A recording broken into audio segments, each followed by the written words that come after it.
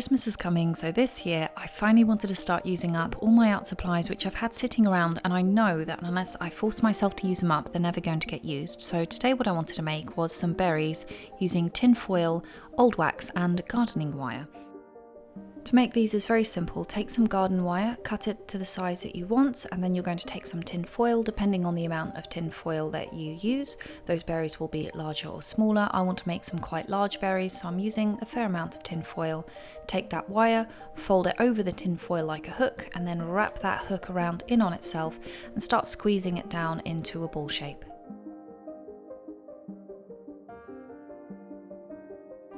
Once that's been moulded into the right shape, it's time to cover it with wax. Now there are two different methods that you can use. I have these wax seal sticks that I hate. I prefer the candle type, they're much easier to use. You could use this, just melt it down, but the main issue I have with it is it's very thick, and so unless you have a lot of them, it's very hard to get everything underneath the surface of the wax. So what I prefer to do is use leftover old wax from candles and then the cheese wax as well. And the combination of the two works really well. It's runny enough so that you can build up a decent amount of stuff in the pan.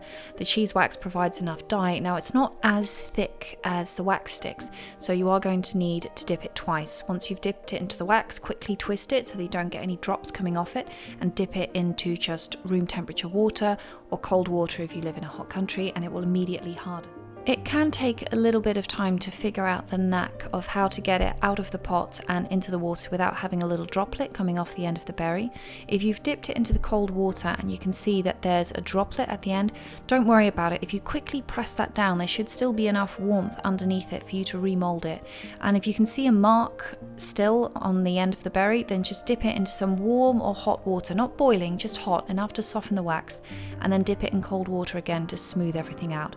But as for getting that winter icy look, this is very simple. You need heat and sugar.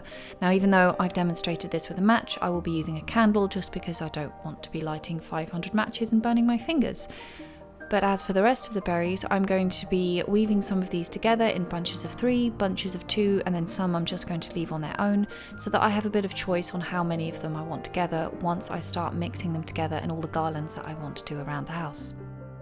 Though if you don't have any red wax sticks or any of those cheese waxes, I am going to be showing how to make something very similar to this, but just with different tools entirely. There is a very, very simple method that you can use, just using flour, salt and water instead, but I will show you how to do that in another video. Today, I hope that you like this one and maybe you'll find it useful and get to make a few props for Christmas.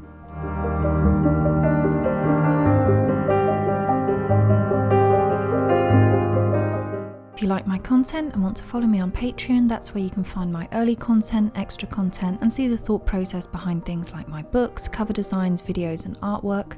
You can also find me on Instagram, but the best place to follow me and make sure that all my new content is sent directly to you is through my website and the mailing list. On the top right-hand corner, you put your name, the email you want your new content to be sent to, and that's it. You're done.